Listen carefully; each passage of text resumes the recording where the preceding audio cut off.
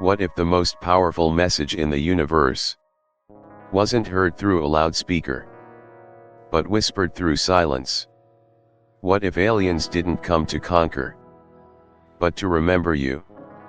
And what if, deep in the desert, beneath the stillness of sand and stars, something ancient was listening for one thing only? Someone who would listen back. Tonight, we follow the journey of a man named Eli, a radio technician drawn into a signal that defied science, memory, and time itself. But the closer he got to the truth, the more reality began to shift beneath his feet. What do you do when the signal speaks your name? When the silence reflects your guilt, your regret, your past lives you've tried to forget? And when the voice comes not from the sky, but from within you, would you still call it alien? It began in the kind of silence that makes your ears ring. A silence so thick, it felt like the desert was holding its breath. The sky was black, without a single star. The moon had vanished behind a wall of thin, moving clouds. And below that cosmic hush, alone in a rusted trailer surrounded by shifting dunes, sat Eli Roth, head tilted, headphones on, staring into the soft red glow of his frequency scanner. He hadn't slept in almost 30 hours. But he wasn't tired. Not anymore. Because just past 2:47 a.m., something entered the silence. At first, it was a soft, pulsing vibration, low and uneven. Then came a hollow hum, as if wind had found a voice and was moaning through a metal tunnel.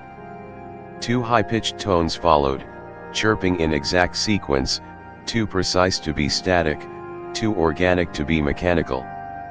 The pattern repeated. And then, again. 3 cycles. Then nothing. Eli froze. He knew every type of interference this desert could throw at him: wind distortions, atmospheric bounce, lightning over the ridgelines. But this wasn't any of them. It was intentional. It wanted to be heard. He leaned forward, hands trembling slightly, adjusting the dials, isolating the signal. The waveform was unstable, alive, almost breathing. He recorded it, heart pounding, breath caught halfway in his chest. He didn't understand it yet, but something inside him already did. Then the wind changed. Not outside, but inside the trailer. A soft shift in pressure. Papers rustled. A tin cup on the desk began to roll without being touched. The analog clock blinked, then reset to midnight, its ticking silenced. The receiver crackled once more, and then came the knock. Not from the door. Not the walls. From inside the machine. A single pulse. Then another. Like fingers rapping gently from within. Eli stared at it. He wasn't breathing now. A chill spread through his spine, not from fear, but recognition, like a sound he'd heard before, long ago, in a dream he forgot the moment he woke. And then a word not heard, but imprinted, pressed itself into his mind. It didn't speak in English. It spoke in memory. Return. The moment the word appeared, the trailer seemed to exhale, as if something had left the room. The hum faded. The wind outside died completely. All was still. But the silence had changed. It was no longer empty. That night, Eli didn't sleep. He just sat there, listening to the recording on a loop, over and over, as the desert stretched endlessly outside his window, quiet, wide, and watching. By sunrise, Eli had already played the recording more than 100 times. He fed it through filters, visualizers, sound splitters, anything that could help him see what he couldn't hear. It wasn't random. The pauses, the pitches, the cadence, they held weight. as if something or someone was speaking in a language that didn't belong to Earth.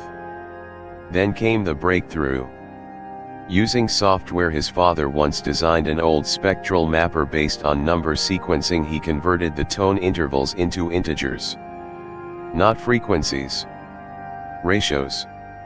And that's when the impossible appeared on the screen. Fibonacci sequences. Incomplete. Glitching. But undeniably there. The golden spiral, broken and scattered. Nature's code, rewritten. And that pattern repeated again. And again. But, with deviations. Certain numbers were skipped. Others reversed. The spiral didn't unfold outward, it bent inward. Collapsing in on itself, like something trying to imitate nature, but from outside of it. He stared at the screen, pulse hammering in his throat. This wasn't just a signal. It was a form of intelligence, trying to reach across a gulf too wide for words. Not by telling, but by mimicking. Like a child drawing shapes in the sand, hoping someone recognizes the effort. Hoping someone answers back. But why Fibonacci? Why math? Because math was universal. Because it didn't require translation. Because it was the only language that didn't lie. Still, a darker thought crept in. What if it wasn't reaching out? What if it was watching? The last section of the signal repeated over 30 times, same tones, same interval, but with one shift. A whisper, thin pitch drop at the end. Barely audible. But familiar. When Eli analyzed it on a spectral loop, he saw the shape it formed. It wasn't a number. It wasn't a letter. It was a map. And at the center of it, was a spiral leading inward. Something wasn't asking for help. It was giving coordinates. Coordinates to what? Or worse, to whom? There are voices that never leave you. Not because you remember them, but because they wait in the shadows of your mind, patient, watching, until something calls them back. For Eli, that voice belonged to his father. Dr. Aaron Roth had been an astronomer, brilliant, reclusive, and deeply troubled. In Eli's childhood, he remembered his father not by laughter or warmth, but by the glow of monitor screens at midnight, by the soft hum of recorders, and by the cigarette smoke that never quite left the walls. Aaron had spent the final decade of his life listening to sky noise, the kind no one else believed in, convinced that somewhere buried beneath the cosmic static, there were whispers not made by stars. And then, one summer when Eli was 16, he vanished. No note.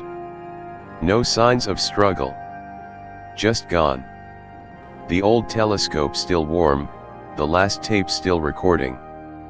Authorities blamed the heat, the isolation. Maybe he wandered too far. Maybe he broke. But Eli had always wondered about the last tape, the one they never let him hear. Until now. In the afterglow of the Fibonacci discovery, Eli searched the bottom drawer of his father's locked desk, a place he hadn't dared open in years. Buried beneath dusty books and faded schematics, he found a battered cassette labeled only, Signal 7, West Shift. A date. A coordinate. And his father's initials. He popped it into the deck. The sound was faint, eroded by time, but there it was, a slow, undulating hum, nearly identical to the signal Eli had recorded just hours ago. The pitch wavered, echoing like breath trapped inside a cavern. But then came something else. A voice not speaking, but breathing in rhythm. And behind that, a word. Not spoken aloud. Impressed into the audio like a scar. Remember. The exact same voice Eli had heard inside his mind the night before. Suddenly, the trailer felt too small. The walls felt closer. the light more artificial. Eli stepped outside, into the unforgiving brightness of the midday sun, where the sand stretched like a pale ocean and the sky had no ceiling. The heat shimmered like ghosts above the dunes. But the signal was still there. He could feel it in his chest, like a second heartbeat. His father had found it first. And something had answered him. That night, Eli sat by the receiver again. The same pattern returned. Same hum. Same two tones. But this time, after the third cycle, the receiver clicked. A shift. A voice broke through, not his father's, not his, not even human. It didn't speak in sound. It spoke in memory. Eli was no longer in the trailer. He was back in his childhood home. But the walls were breathing. The stars outside were wrong, too close, too still. And standing in the hallway was a tall shadow, faceless but pulsing with familiarity. It didn't move. It only watched. And from its presence came that same unspoken word, return. When Eli blinked, he was back in the trailer. 43 seconds had passed. But the recorder showed 19 minutes of audio. On the playback, it wasn't silence. It was a whisper, stretched, fractured, played over and over, looping like a chant. He saw too far. Eli stared at the speaker as the whisper repeated. The lights dimmed, just slightly. His reflection in the dark screen didn't match his movement. The desert outside howled without wind. Something had returned with the signal. But it wasn't his father. It was the memory of something older, buried deeper, and it had been waiting for Eli to listen. The road out into the desert was cracked and half swallowed by the earth, like a forgotten scar across the land. Eli didn't remember turning off the highway. He didn't remember packing. But somehow, at dawn, he found himself behind the wheel of his old truck, the signal receiver humming on the passenger seat, clicking every few seconds like a heartbeat trying to sync with something unseen.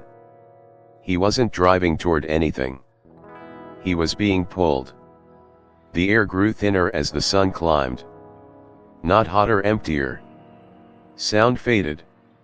Even the tires seemed to roll quieter over the dirt, as though the landscape itself was muffling him, wrapping his presence in stillness. No birds. No insects. Just windless space.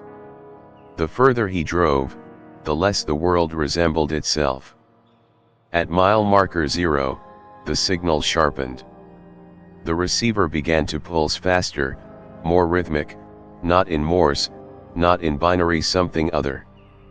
The tones were still low and soft, but they started to shift in frequency, not randomly, but like they were tracing a shape in his mind, an outline that made no sense unless you stopped thinking logically.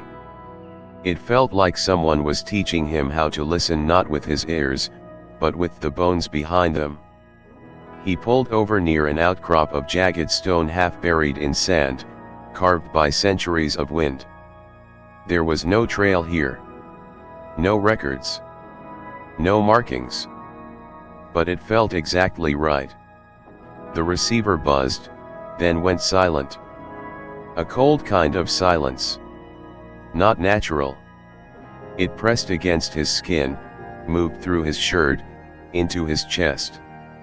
His breath became shallow, like the air was watching him inhale.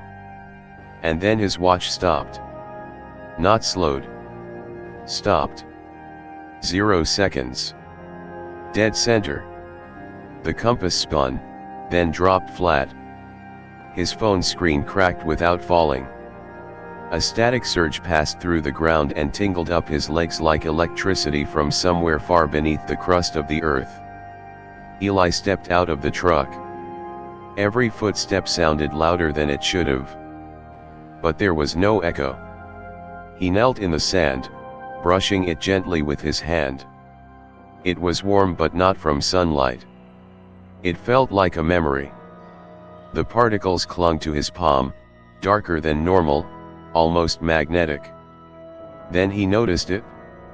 A depression in the sand, perfectly circular, about 20 feet wide. Not indented from weight but formed from absence. The sand wasn't pushed down. It had simply fallen inward, like something had hovered just above and pulled gravity itself into a spiral.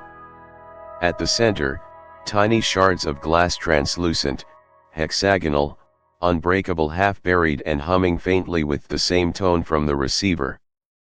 Eli's ears began to ring, not painfully, but low and consistent, as though his skull was being tuned.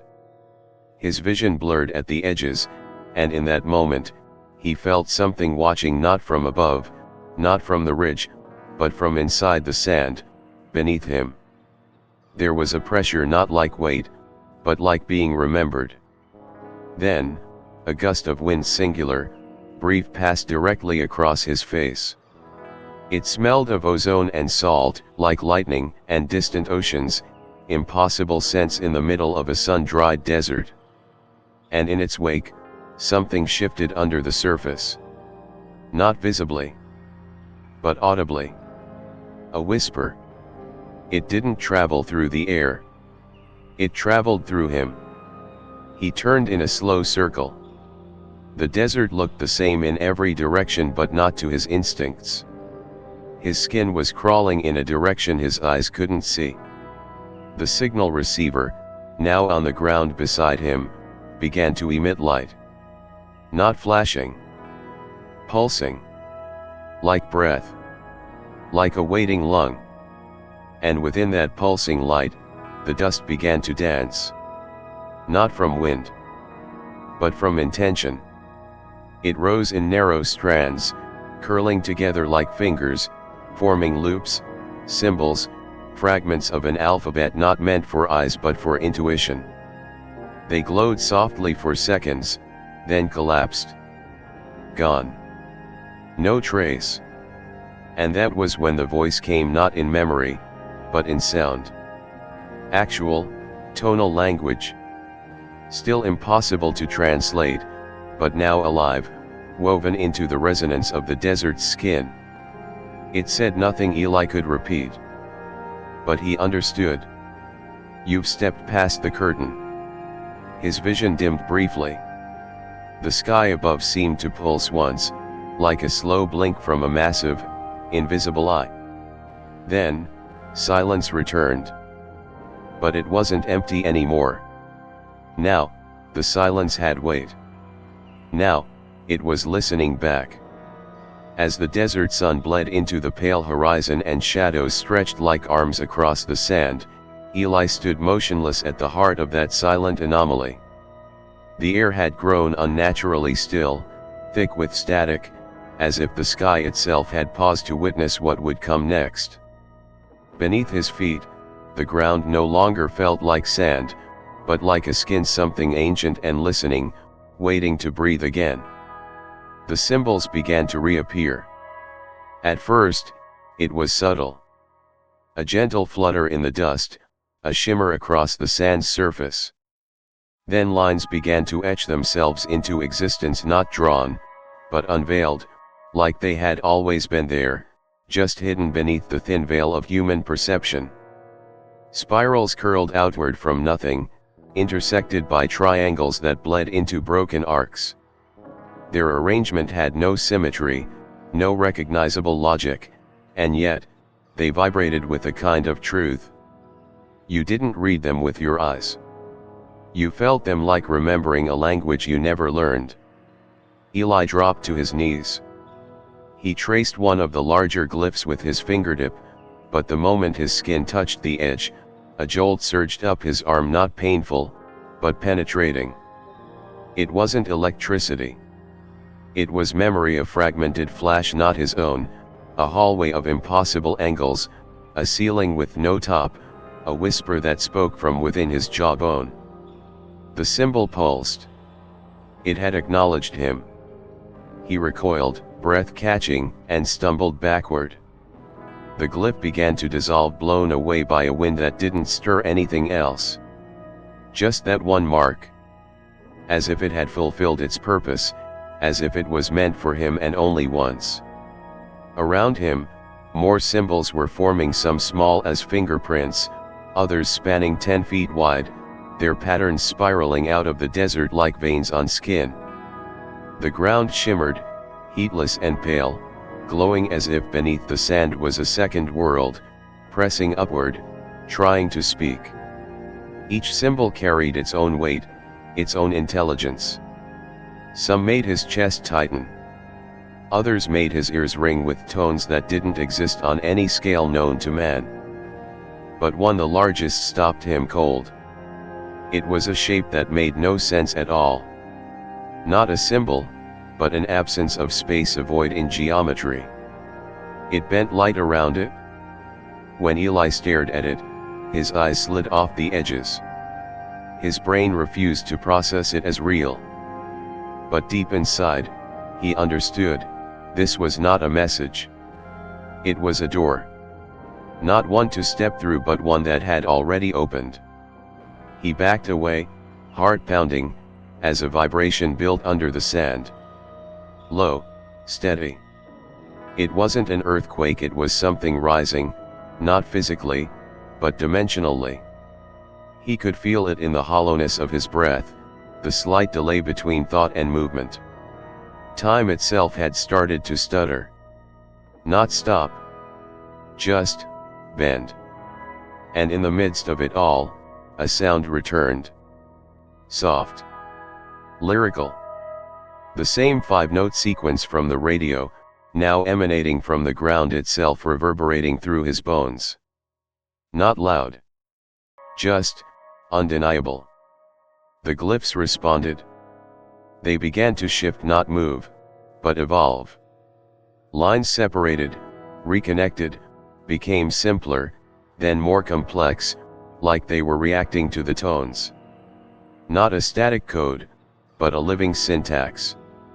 Eli realized with mounting awe that this was not communication in the way humans understood. This was translation between minds. A bridge built not with words, but with resonance. Something was trying to teach him. Not facts. Not language. But how to think like them. As darkness fully claimed the sky, the sand cooled beneath his hands. The glow of the symbols began to fade, but not before imprinting themselves into Eli's memory, burned not onto his skin, but into his sense of self. He could feel them inside him now, like dreams just before waking. They meant nothing. They meant everything. And at the edge of the stone ridge, far off where the desert met the sky, a light blinked once, red and silent, then vanished. Not a flare. Not a plane. Just a reminder. They were still watching. Not from above, but from within. Eli didn't expect to find anyone out there. The desert was a sanctuary of silence, a place where even echoes died too quickly to matter. And yet, as the stars bled slowly into the night sky and the last remnants of the glowing symbols faded beneath him, he saw it, a flicker of orange light, faint and wavering, like a candle lost in the wind. He followed it. Across the dunes, over ground that still felt like it breathed beneath the sand, he moved toward the glow, each step lighter than the one before, as if gravity itself was reconsidering its grip on him. The air had shifted again. It no longer smelled of ozone. It smelled of burnt cedar and something else, memory, maybe. The light belonged to a small campfire, tucked beside a weather-worn boulder that leaned like a sleeping giant. And beside it, seated with one leg folded beneath her and the other resting on cracked stone, was a woman. She didn't look surprised to see him. She didn't even turn her head. "You heard it too," she said, without asking. Her voice wasn't loud, but it carried through the air like it belonged here, like the desert had shaped itself to hold it. Eli approached slowly. She didn't look dangerous, just tired. Her clothes were sun-bleached and layered, scarf draped around her shoulders, skin darkened by long exposure. Her eyes, when she finally looked up, reflected firelight but held something colder. "I thought I imagined you," he said, not sure why. She smirked. "We imagine each other sometimes. Before it becomes real." She offered no name. But later, when he asked, she said simply, "Nara." She had been in the desert for 12 days. Maybe longer. She wasn't counting. Her equipment had died, her clock had reset, and her food supplies dwindled long ago. But she didn't look like someone starving. She looked like someone waiting. "I camped near the ridge," she said, poking the fire absently. "Didn't think anyone else had gotten this far." Eli sat across from her. He didn't ask why she was there. It felt like they both already knew. The silence between them wasn't awkward.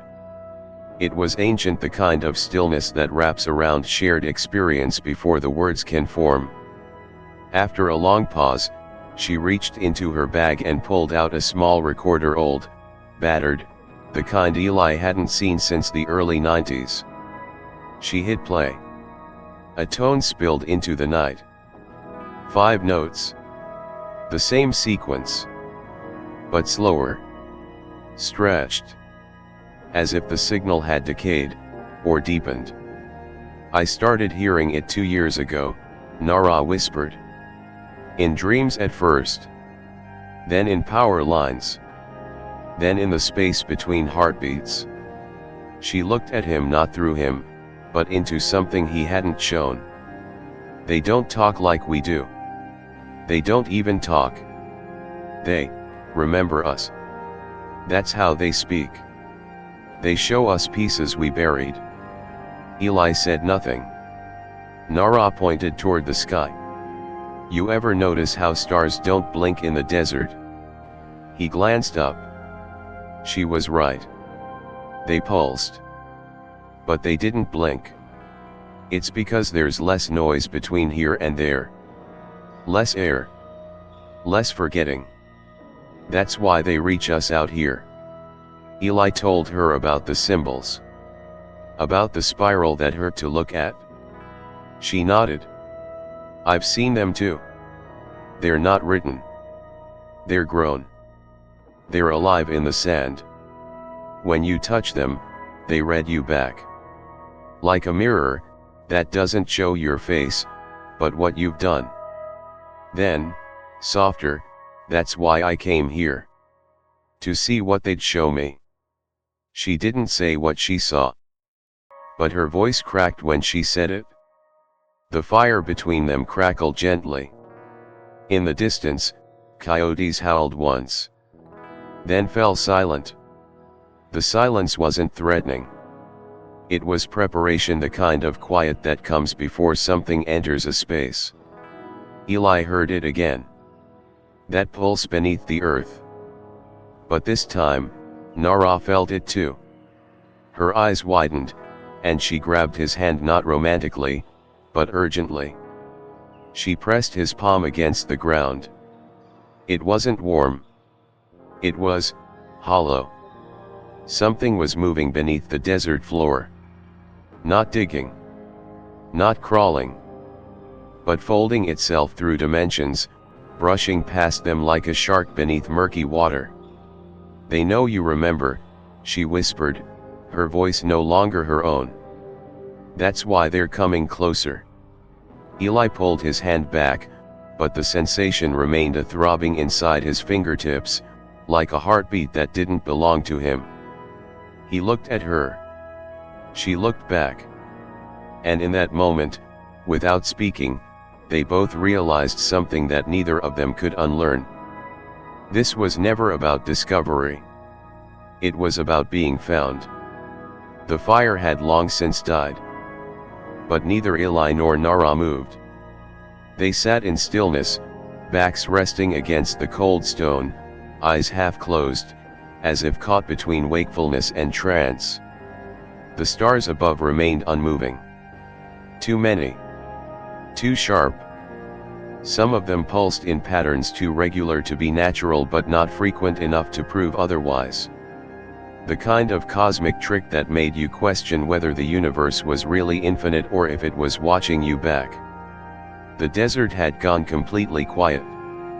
No wind. No insects. Even their own breathing felt suspended in something thicker than air. Hours must have passed yet the moon hadn't moved. The sky was the same shade of dark it had been when they sat down. When Eli checked his watch again, it still blinked midnight. Not broken. Just irrelevant. He turned to Nara. "How long have we been here?" She didn't answer. Because she wasn't beside him anymore.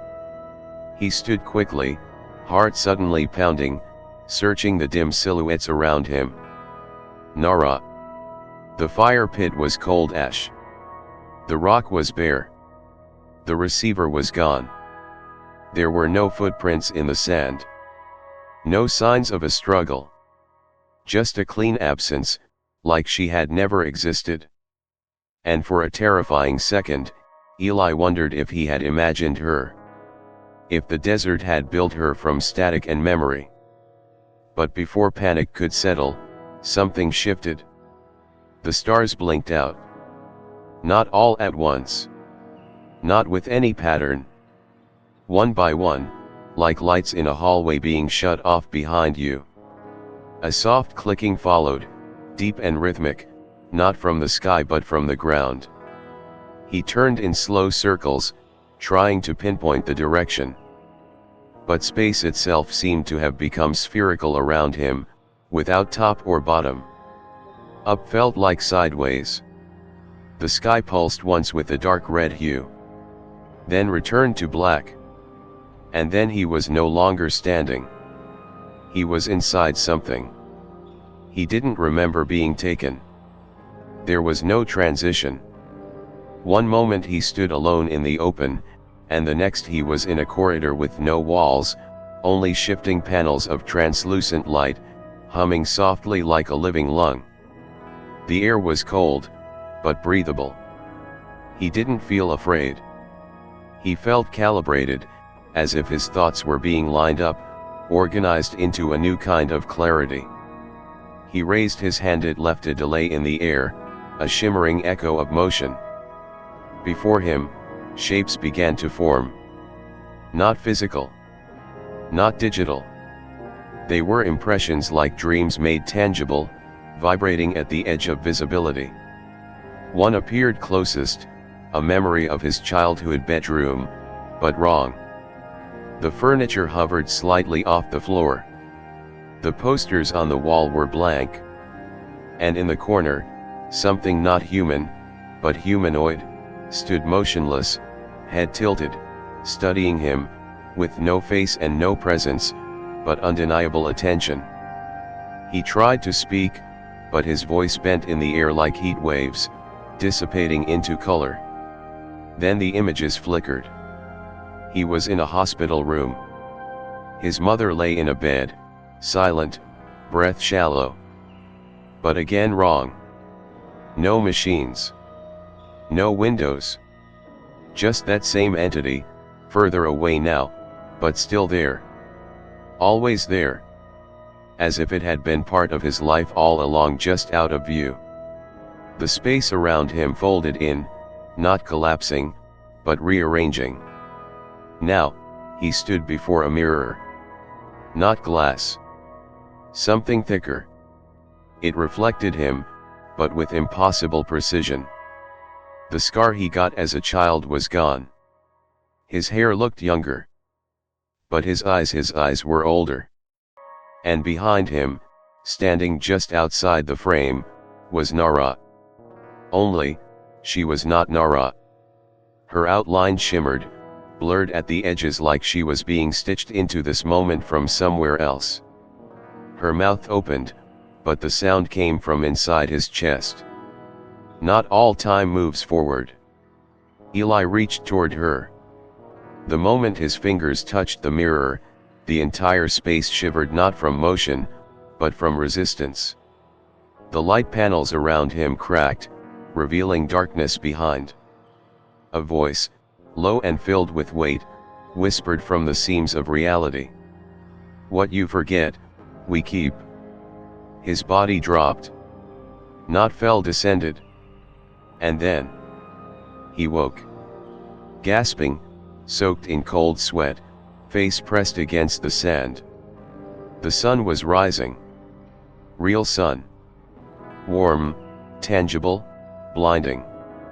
His truck was parked nearby. The receiver was buzzing softly. The clock read 6:02 a.m. He sat up slowly. The air felt thinner. Lighter.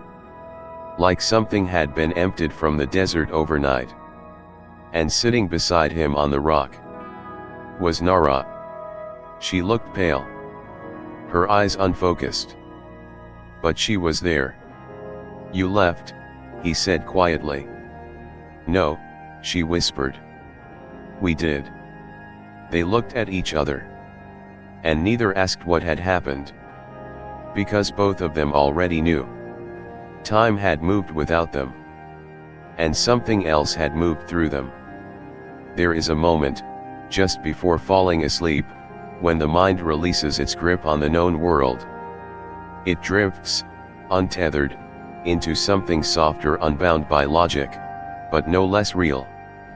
For Eli and Nara, that moment had stretched into something endless. They hadn't meant to fall asleep.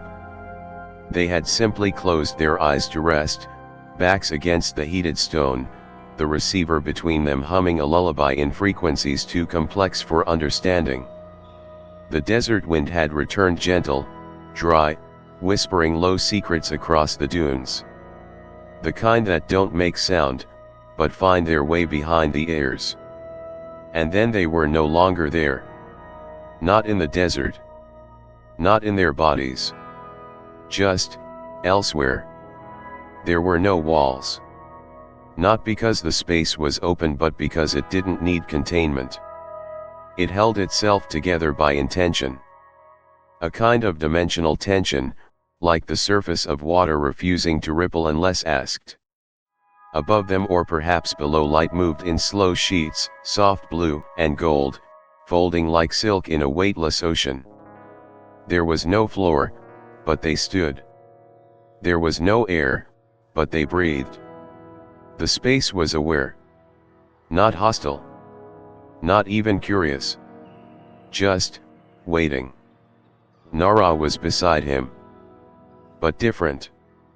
Her form flickered slightly, as though she was being rendered frame by frame from a distant source. She looked at him, eyes wide but unblinking. "Are you seeing this?" Eli asked, though the sound didn't come from his mouth. It unfolded in the air, like a ripple that shimmered with intention. Nara nodded slowly, and her voice answered without lips moving. "I don't think we're supposed to." Shapes began to emerge.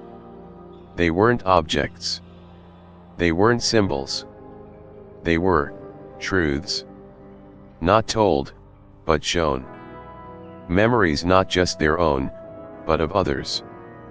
Thousands. Millions. Spilling through the air like dust caught in sunbeams. Each one an entire life, encapsulated in the span of a breath, replaying in perfect sensory depth. A child's laugh in a language Eli had never heard, a jungle with no earthly birds, a hand reaching toward a sun that pulsed like a heartbeat.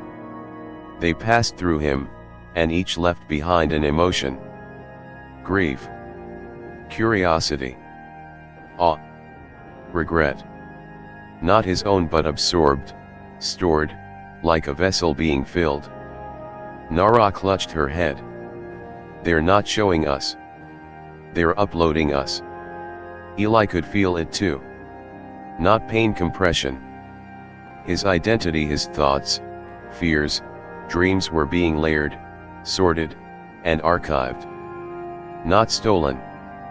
Not erased. Just read. He stepped forward, though the space didn't move. And then it appeared. It had no shape, yet it stood. Not a being. Not a form. But an imprint like the afterimage of something far too large, too strange, reduced into a moment of translation.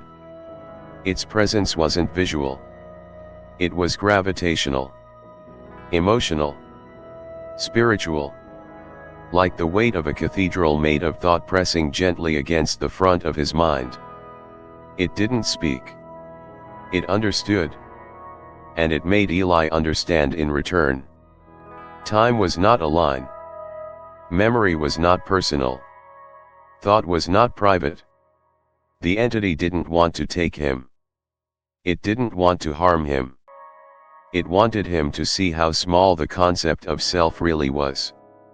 And for one breathless eternity, Eli saw it. The connection between every moment. Every action. Every echo across generations and galaxies. He saw that language had never been necessary. Only empathy. Only resonance. Only the willingness to feel what wasn't his own. He saw his father not in a room, not in death but as a ripple in the same ocean he was now part of. His disappearance wasn't a loss. It was a transition. A choice to let go of the skin and speak in signal. Eli cried not from fear, but from the unbearable intimacy of being known so completely. The room, if it could be called that, shuddered once, not from violence, but as acknowledgement.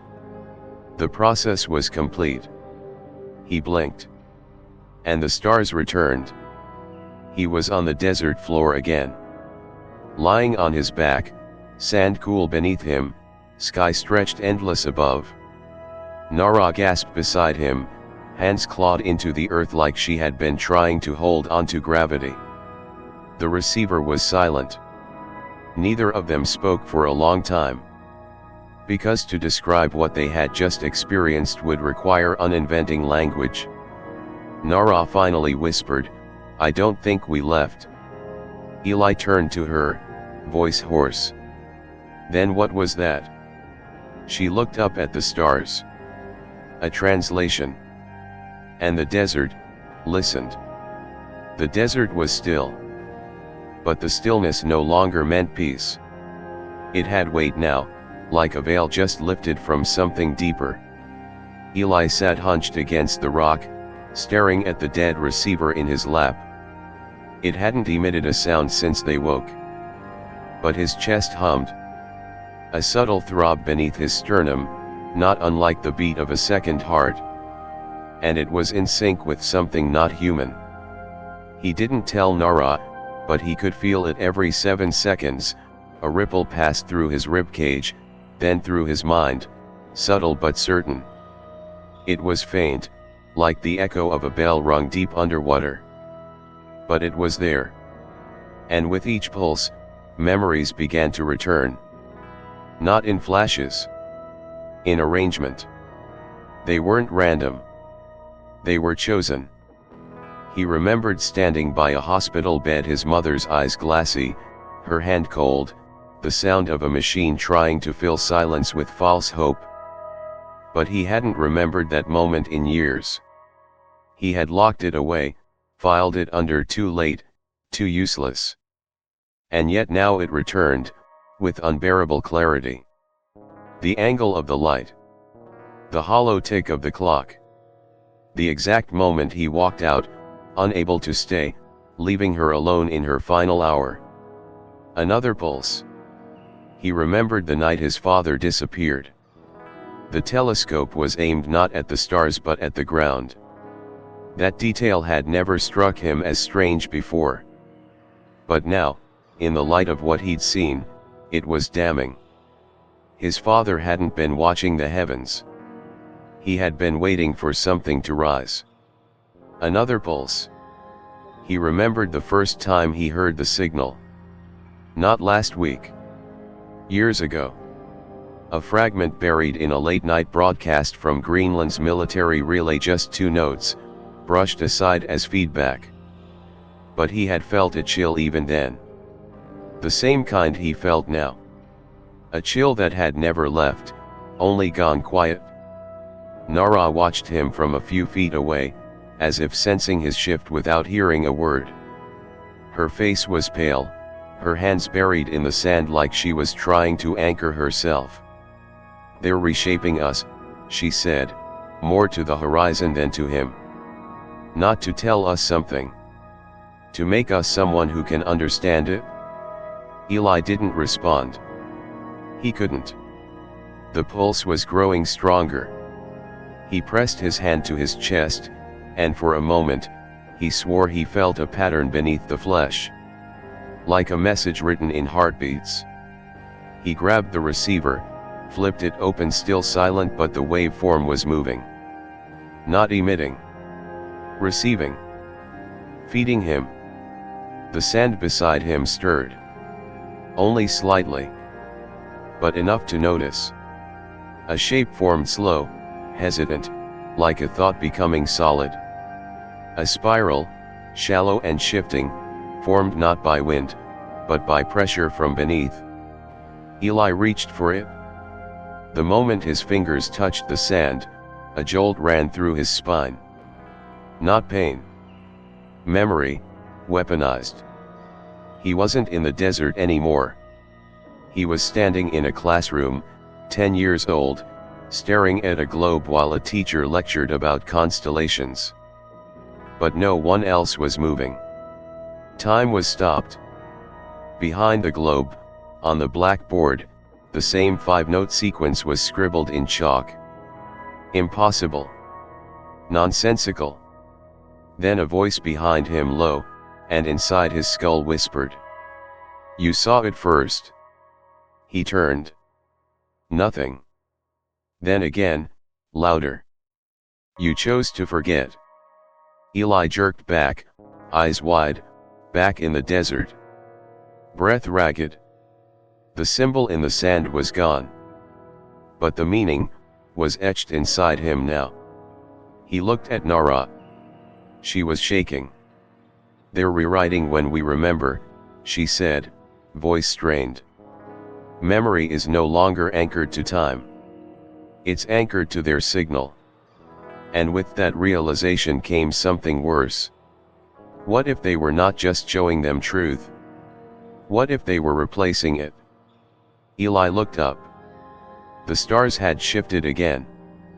The constellations were subtly wrong. Familiar shapes bent into unfamiliar angles, as if something behind them was refracting light through thought. The world was the same. But Eli no longer trusted his version of it. And as the next pulse bloomed inside his chest, he knew. This wasn't a transmission. It was a conversation. And he was no longer sure which parts of him still belonged to himself. The sand beneath their feet was no longer silent. Not in the traditional sense, no rumble, no quake, but in the way that silence becomes too perfect, like a room engineered to absorb not just sound but intention. Every grain, every ripple in the terrain, carried a subtle tension now, like a surface holding its breath. Eli walked without speaking, his boots sinking softly into the dunes as if the ground were trying to memorize the shape of his movement. Nara followed close behind, eyes scanning the horizon, but always drifting back to the marks their footsteps left behind. Because something was wrong. Their tracks weren't fading. Not from wind. Not from shifting terrain. They were remaining. As if preserved. Etched into the memory of the desert itself. "This place remembers," she whispered. "Not like us. Not in time. It remembers across." Across what? She didn't say. But Eli felt it too. Every step echoed with more than weight. He felt the crunch of sand as a pressure in his jawbone, in his skull, as if the ground was pressing back, recording him not digitally, not biologically, but spiritually, through imprint. They reached a ridge, a wide plateau of flat stone scarred with time, streaked with ash-colored veins that pulsed faintly in the sunless light. It wasn't night anymore, but neither was it day. The sky had taken on a strange neutrality, neither blue nor black, like the world was pausing for something unseen to finish rendering. Here, the symbols returned. Not in isolation. Not scratched or carved. But grown woven into the very texture of the rock, like veins, like roots, like nervous systems of something once living and never dead. They pulsed faintly when approached. Like bioluminescent coral beneath deep ocean currents. Eli knelt beside one and placed his palm over it. It pulsed back not with light, but with memory. Not his. Another's. And he saw a man in military fatigues, digging frantically at night, his mouth muttering equations in a language no human teaches. A woman with weathered skin, lying motionless, eyes wide open under the stars, her lips moving in perfect silence, as if praying not to something, but as something. An entire camp, half buried by sand, equipment rusted, but with receivers still glowing, untouched by time. He jerked his hand back. "Are they people?" he asked aloud, voice hoarse. Nara stepped closer. "No. They're what remains of them. The sand took their shape. Their presence. Not their bodies. Not their words. Just, the imprint of being witnessed." Eli backed away slowly. The air here felt heavier. The light didn't move. Shadows were wrong, they didn't follow logic. Some stretched toward the sun. Others moved independently, like memory reacting to memory. The plateau was not just a place. It was an archive. And not just for the aliens. For anyone who had seen them. Eli looked at his hands. They trembled. "What if we're being recorded?" he asked. "Every word. Every breath. Not by devices but by the place itself." Nara looked at him. Her expression was blank, but her voice was soft. "Then maybe that's the only way we survive." He didn't understand. But she explained. "When they leave, they don't erase. They don't destroy. They just observe. But the ones who see them, really see them, leave a mark. Not in history. Not in story. But here. Beneath the surface. The sand remembers them. And one day, someone else walks over this place, and that memory wakes up again." Eli looked down. The symbol he touched began to shift. Not change, shift. Like it was reorganizing itself based on his presence, reacting to his thoughts, pulling new fragments from him. Images flashed before his eyes, his mother again, but younger, his father, standing at the base of a massive dish antenna under a stormy sky, himself as a child, drawing a spiral on a fogged-up window without knowing why. He stepped back. The stone beneath his feet pulsed once. And then the plateau began to sing. Not music. Not sound. But a resonant vibration, low and wide, impossible to locate. It wasn't coming from below, or above, it came from the direction of memory itself, as if the world had become a speaker for consciousness, and someone far beyond was remembering them back. The pulse traveled through Eli's body. Through the plateau. Through the dunes around them. And from far off in the valley below, something answered. A light blinked. No shape. Just a presence. Waiting. Then the symbols on the plateau went dark. And the wind returned. But it wasn't just wind. It carried whispers. Not words. Echoes.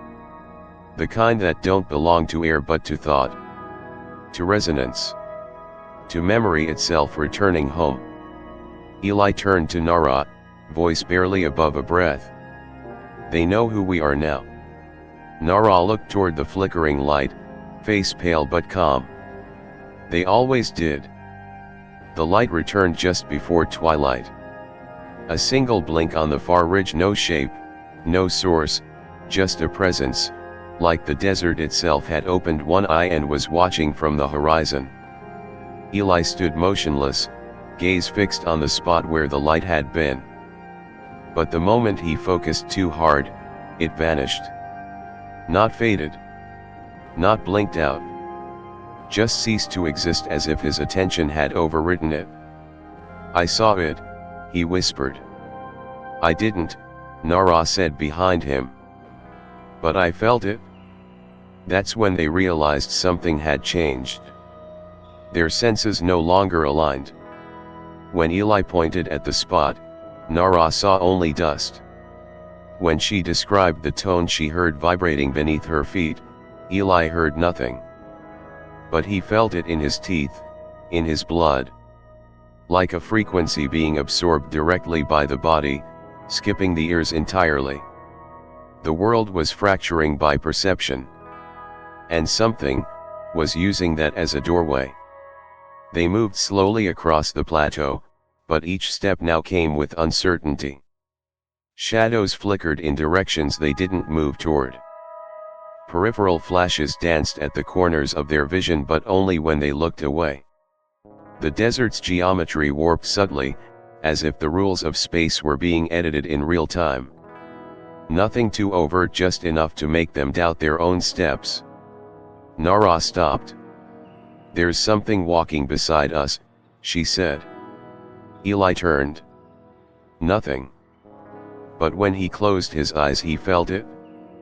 A rhythm. A weight. Like another set of footsteps layered under theirs. Not in sound, but in timing. Every third footfall matched with something unseen. The desert had an extra echo now. One not from walls but from memory. They pressed forward in silence. At the base of a tall basalt spire, windless and black against the dimming sky, they found another symbol, this time not carved, not grown, but hovering. Suspended in midair, faint as breath on glass. It rotated slowly, emitting a low chime that didn't come from the air but from inside their bones. The symbol reacted to movement. Not physical movement, but movement of thought. When Eli thought of his mother, it tilted left. When he thought of his father, it elongated. When he tried to clear his mind, it vanished, and Nara gasped. "I couldn't see it anymore," she whispered. "But I heard it grow. The being, whatever it was here. Not as a figure. Not even as a shadow. But as a presence inhabiting the rules between cause and effect. It moved through intention. It watched from behind perception. And most terrifying of all, it seemed to know them better the less they tried to see it." Eli closed his eyes. The world didn't disappear. It clarified. He felt a breeze that didn't move air. A shift in temperature that only touched his memory. Behind him, something drew closer, not with weight, but with meaning. And when it reached him, it didn't touch. It remembered.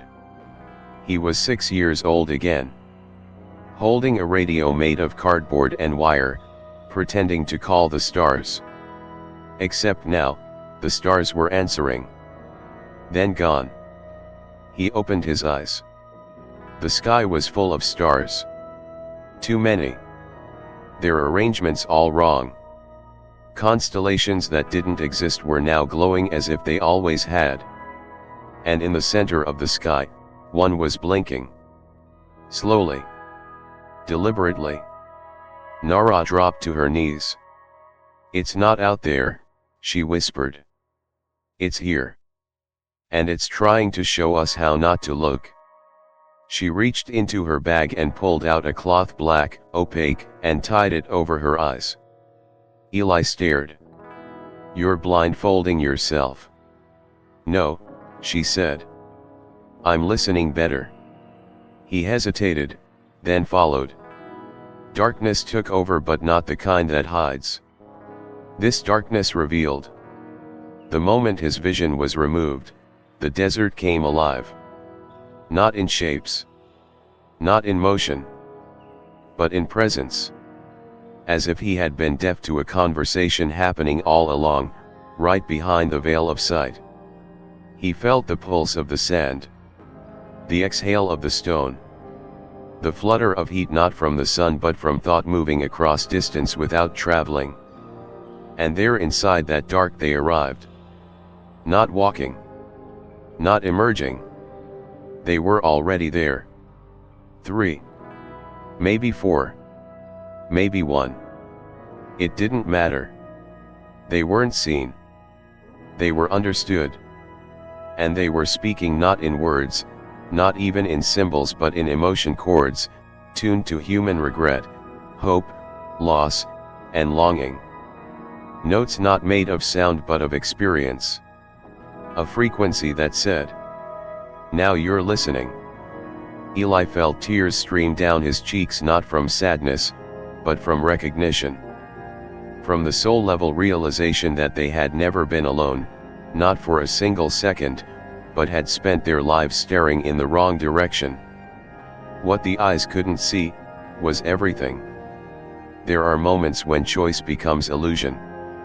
When the body moves not because it's told to, but because something ancient and buried recognizes a truth too powerful to resist. Eli felt it then, not in his legs, not in his chest, but somewhere deeper. A pull that did not come from outside, but from within, as though his own thoughts had already decided to go before he even understood why. The sky above was wrong. It didn't scare him anymore. The stars had shifted again, margins and angles slightly off. Familiar constellations now danced around an axis he couldn't trace.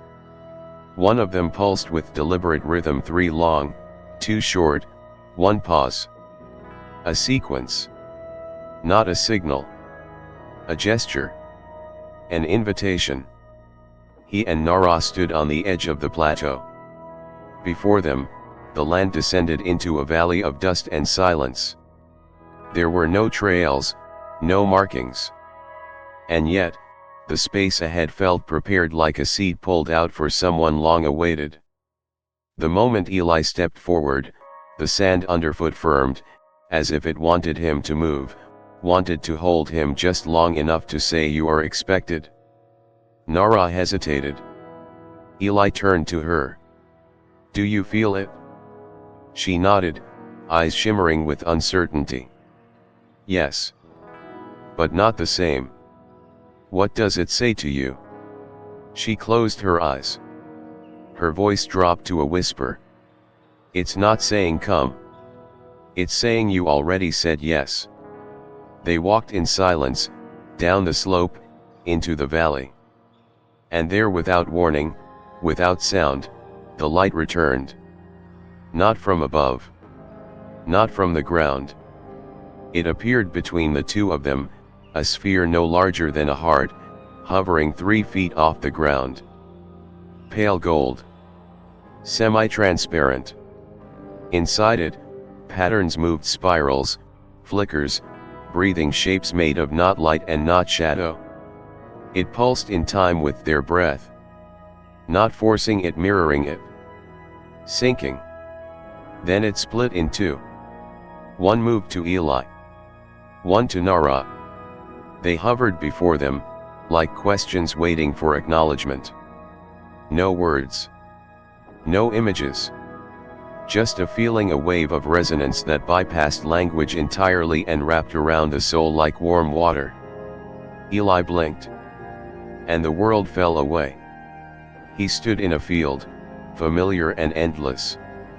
A place from his childhood, but rendered in perfection far beyond memory. The air shimmered with clarity. The wind moved like intention. Above him, not a sky, but a curtain of thought, gently parting to reveal a presence he could not see but felt in his very cells. It didn't speak. It didn't show itself. It only asked one thing. "Will you carry us?" Not in body. Not in words. In being. To be witness. To be vessel. To let them echo through him not as stories, not as data, but as living memory within a human form. He didn't answer with words. He opened. And in return, it entered. Not violently. Not even physically.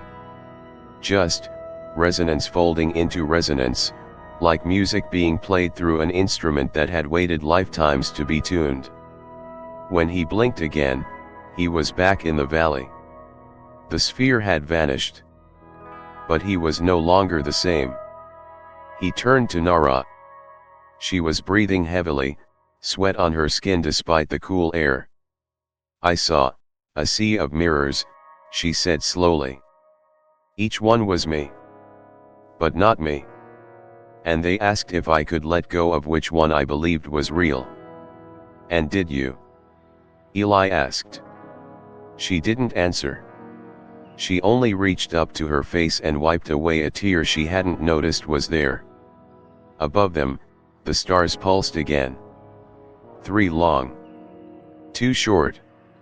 1 pause. This time, Eli understood.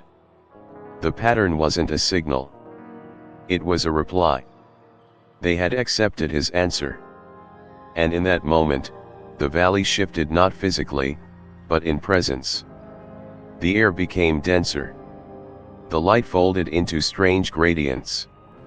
Shadows twisted in slow spirals. And the world itself exhaled, as if welcoming something through.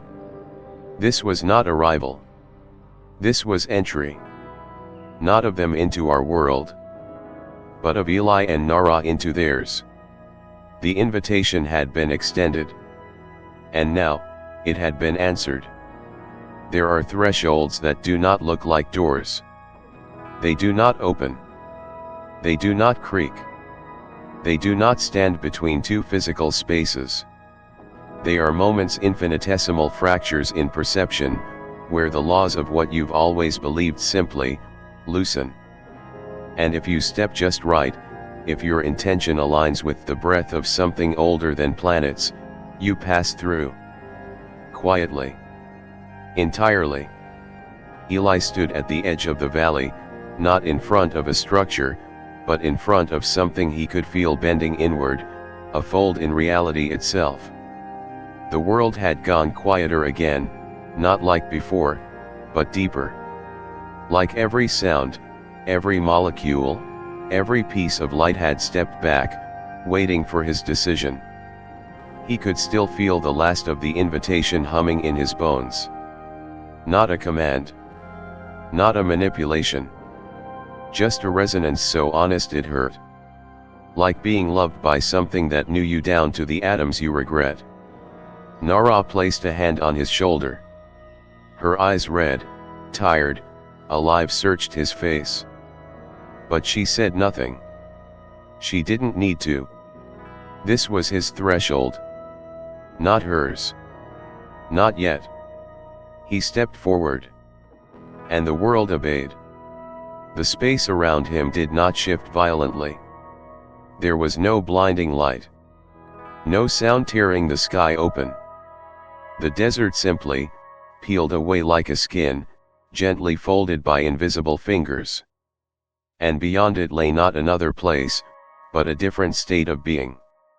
He was still standing. Still breathing. But nothing looked the same. The sky above no longer had depth. It was flat and infinite at once, like a canvas alive with moving symbols, shapes that glided and pulsed, not as stars, but as thoughts expressing themselves as light. Beneath his feet, the ground shimmered, not made of matter, but of memory suspended in time, forming a surface soft yet precise, responding to his every step like a sentient field. He took another breath. But the air, if it could be called that, entered not just his lungs. It entered his mind, swirling with scents that weren't smells, but ideas in vapor form.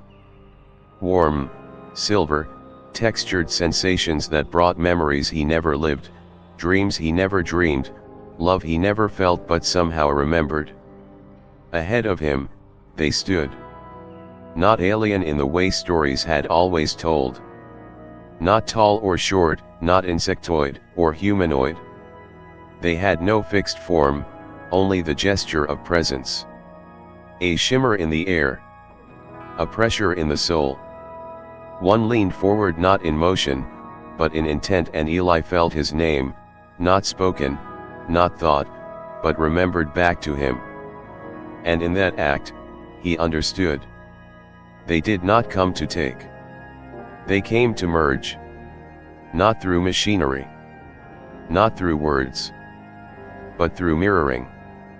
His thoughts, his feelings, his contradictions, his griefs, all of it laid bare in that moment. Not judged. Not fixed. Just seen. Entirely. And then, returned to him, gently rearranged. Not to change him, but to make space. And that's when he saw it. A version of himself walking forward. Another Eli. Not identical. Not cloned. But a possible him. One who had made different choices. Who had stayed with his mother. Who had answered his father's questions. Who had never feared silence. That Eli passed by him without touching. Without acknowledgement. And disappeared into the fold of light behind. Then another walked forward. And another. Each life he might have lived. Each regret, given shape. And they all walked past. Not to haunt. But to show him. You are not your past. You are the one who can carry it. The ground beneath him pulsed. And then it dissolved. He fell. But not down. He descended into meaning. Into a place with no light.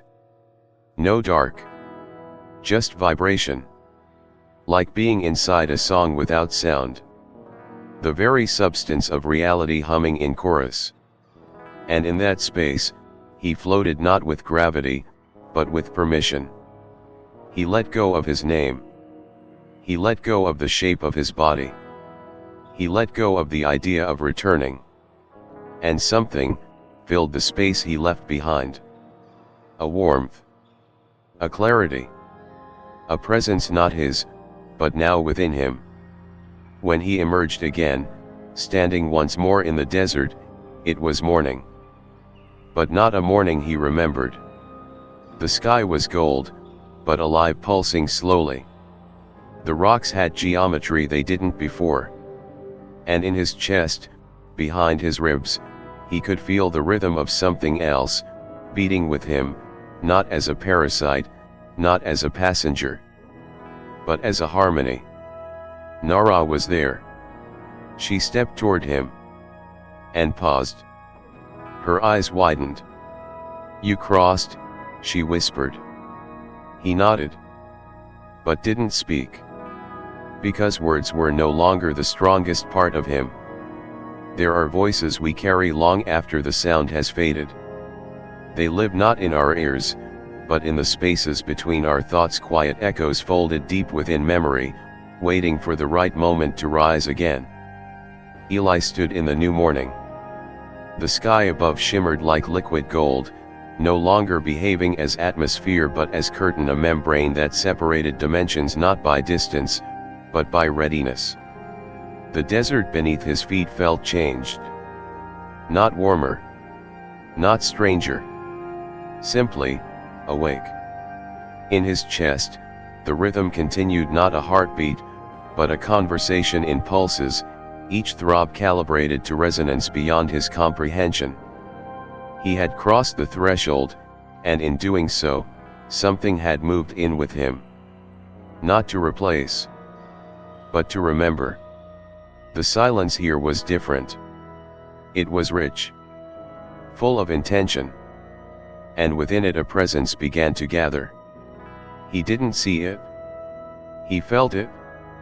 Slowly forming, like steam condensing into shape, not by mass, but by memory.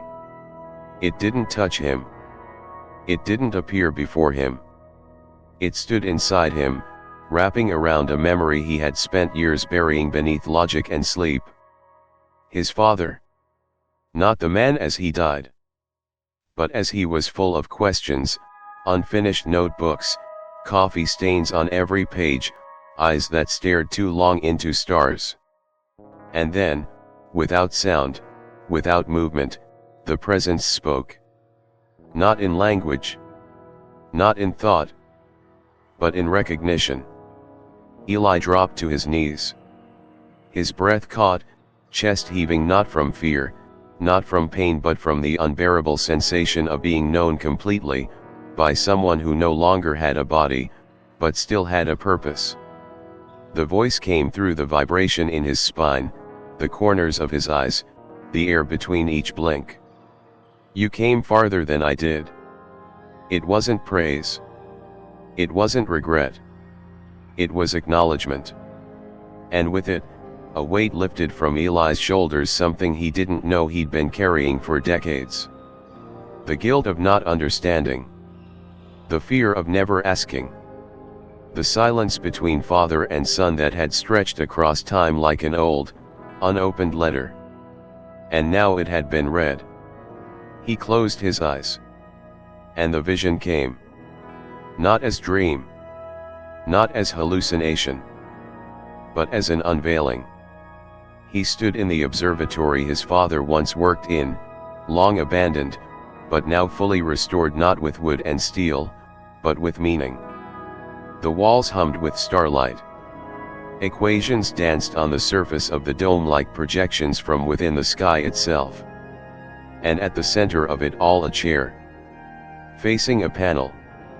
Not buttons. Not switches. But a series of concentric rings made of light, moving in slow harmony. Eli sat. His hands moved not with memory, but with permission. And the dome opened. Above, not a sky. A mind. The cosmos itself looking back, no longer as emptiness, but as a vast intelligence offering space for those who listen. And from deep within that intelligence, the presence of his father reached once more, not with answers, but with a question returned. Are you ready to become the signal?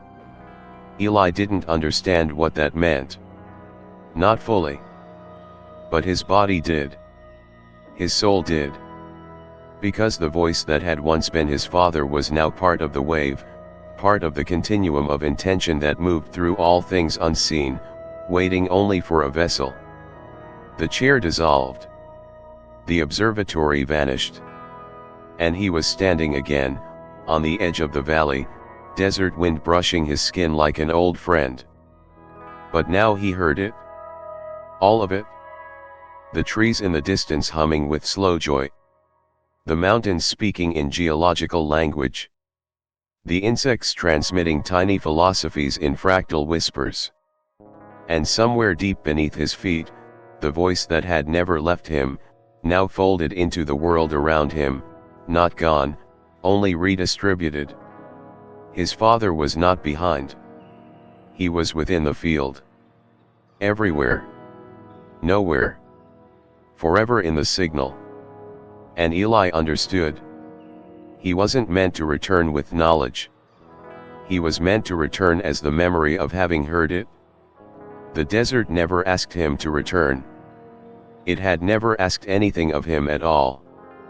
And yet, when Eli stood once more at the edge of the ridge, his boots sinking lightly into sand that no longer shifted, his breath aligned with a rhythm older than lungs, it felt as though something vast and patient had been waiting for this moment, not for answers, not even for closure, but simply for acknowledgement.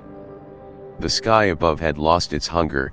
No longer did the stars seem unreachable, they pulsed now with familiarity, like thoughts drifting across the surface of water, not shining but whispering.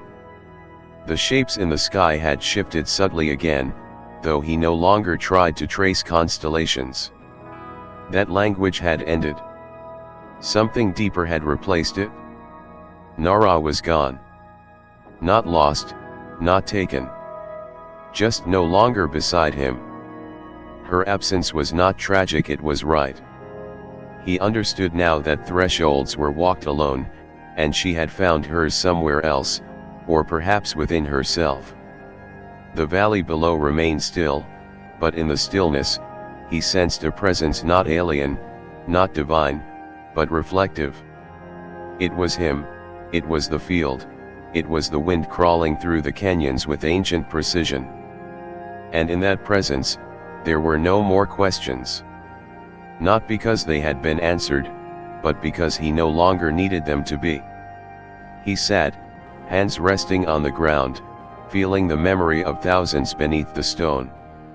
Their moments, their thoughts, their fear, surrender, awe, grief, and wonder, all preserved not in monuments, but in resonance, in stillness.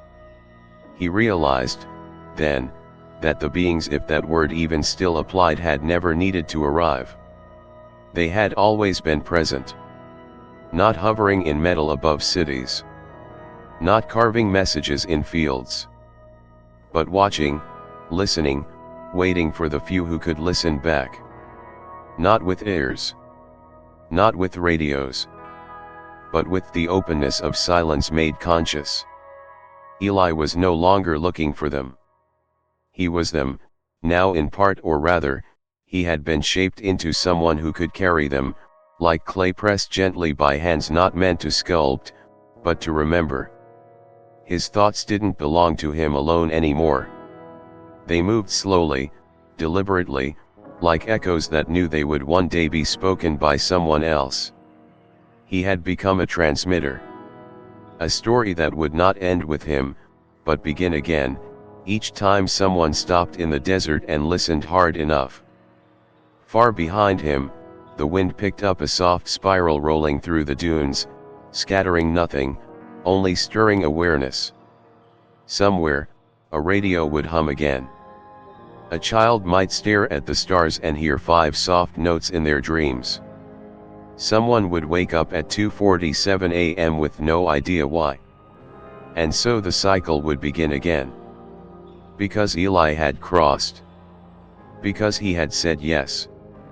Because he had returned not with proof, but with presence. And now, the signal no longer needed to be sent. It had found its voice. And that voice was not loud. It did not command. It did not teach. It only did what it always had: it listened. And those who listened back, would understand everything. Eli didn't return with evidence.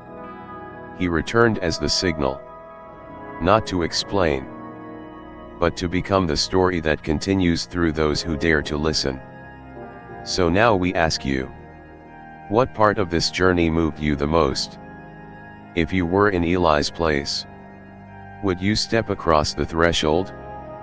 Would you let go of everything you've known, just to understand what you were always meant to feel? What if, the voice that's been calling, has been echoing inside you all along? Cyclone, share with us in the comments. What was the most powerful moment for you? Do you believe the desert remembers those who listen? And if you received that silent invitation, would you accept? Speech balloon, we'd love to hear your thoughts, your theories, and your feelings.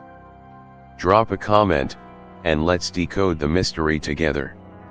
Satellite antenna. And if this story resonated with you, don't forget to subscribe to the Alien Storyverse, where every tale brings you closer to the unknown, to the stars, and maybe to the part of yourself you've been waiting to remember.